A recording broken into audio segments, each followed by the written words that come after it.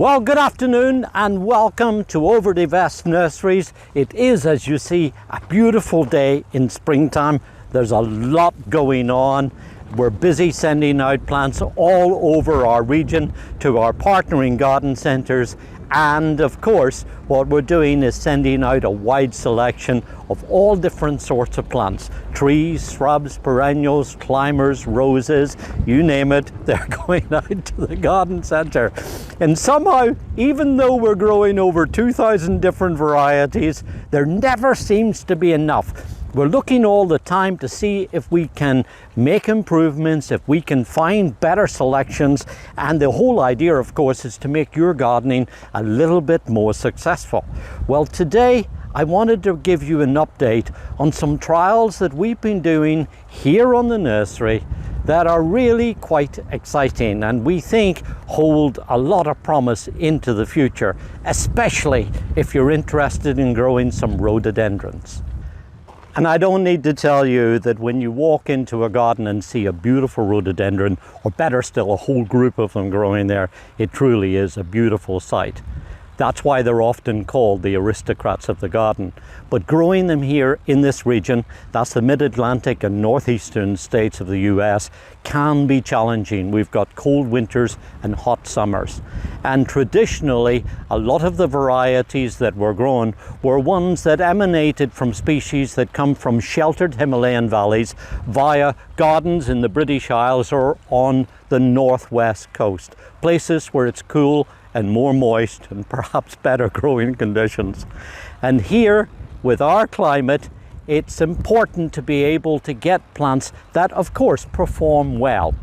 And we've been looking at a breeding program that's been going on at the David G. Leach Research Station in Madison, Ohio. Started some years ago by Dr. Stephen Krebs and now ably run by a young man called Connor Ryan.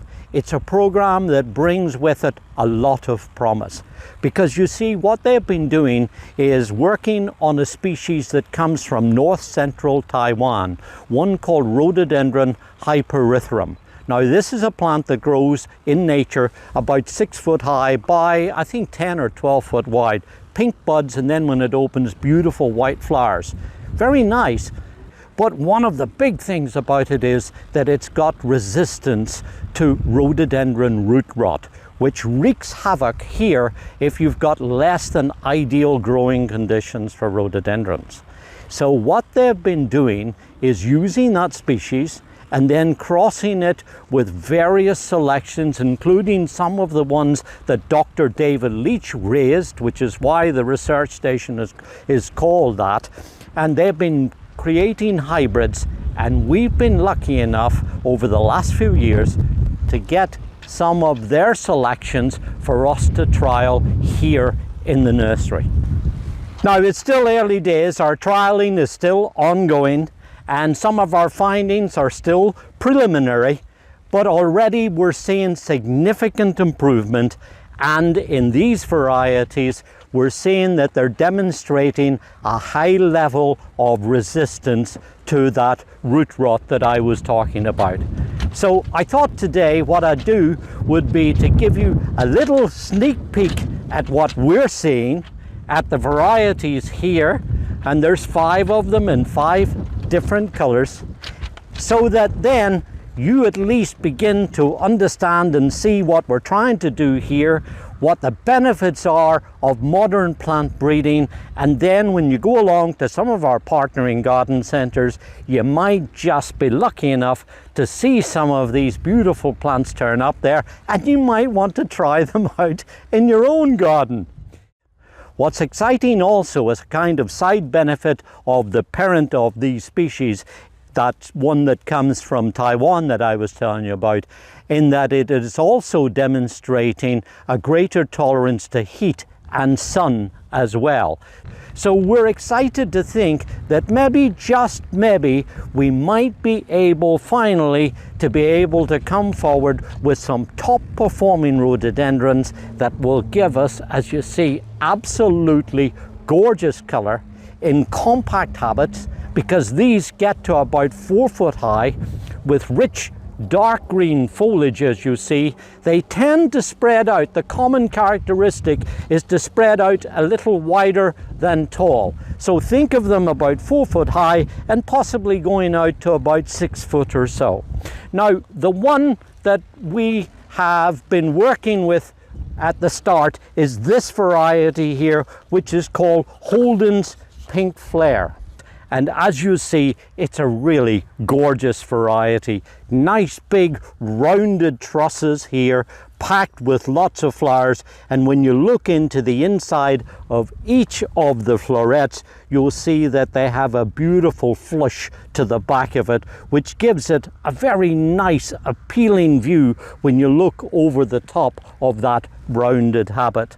Lovely dark green foliage, bushy, compact habit. It really does look to be a beautiful variety, certainly very eye-catching.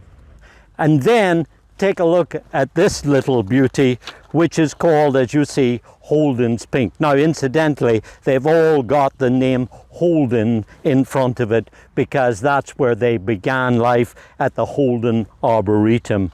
But as you see from this plant, it's very free flowering. Look, on these small plants here, there's 1, 2, 3, 4, 5, 6, 7, 8 flowers on this. And they're nice, stiff, well-formed trusses, and each one, again, packed with lots of flowers, and a very appealing light pink, all on a compact plant with, again, nice, rich, lush foliage. This is also a very, as you see, eye-catching and appealing variety. And then as we move to the end, this one is called Holden's Fuchsia, a beautiful, rich fuchsia pink, as you see. Buds come out a very appealing light red. When it opens fast, it's got an almost reddish color to the flowers, and then when they begin, as you see, to form, this is a slightly flatter truss, but as they open, you'll see that they have this rich pink in it. A very appealing plant. It looks like this one will be a little bit more upright in its habit. Not quite as widespreading by the looks of things, but this is certainly also a very appealing, and I would probably say this is, I think, my favorite color out of the whole lot, but that's hard to choose. And then as I swing back in the opposite direction towards the rear end of the wagon here, take a look at this little beauty here. This is Holden's Peach. No prizes for guessing how that name came up. As you see, it does have a kind of peachy pink appearance. The buds come out, as you see, pink on there. Then as they begin to open, you start to see lemon yellow in the inside of each of these florets, and you'll also see that this one seems to be a little bit more compact and more squat in its habit. This one looks like it's going to be wider rather than tall. So this one's probably going to wind up at about 3.5 foot or so, and perhaps spread out to make a wider, more compact plant too. And then when you look at all of these trusses on here, it's also a nice free flowering variety with, again, lots of dark green lush foliage. And then the last plant I want to tell you about is this one, which of course is called Holden's Red. And as you look at this one, you'll see that the trusses on this plant are a little different. They tend to be shorter and squatter, nice florets inside here, tightly packed. When the buds emerge first, as you see, they are nice big fat buds showing a lot of promise. And then when this one opens, it has this bright red with a paler, almost pink center to each of the florets. Then when they open up, there's a flare towards the back of a lighter pink. A very appealing habit with dark green glossy foliage again, and this one looks like it's going to be a fairly upright grower, possibly I would say around about 4 foot high, but has, as you see, a nice free flowering ability, and therefore would probably make a nice eye-catching plant too. So there you have it, 5 exciting new varieties that show a lot of promise. The trials are still ongoing.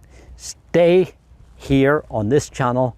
Check it out, because we'll be giving you updates on their performance as we continue with our trials. And also, of course, check out some of the other videos on rhododendrons that we have here on this channel too, because over the years we have come up with a line of the best performing varieties that we have found do well in our region here in our mid-Atlantic and northeastern states. This is David Wilson. Enjoy your gardening. It's good for us, and it's good for our environment too.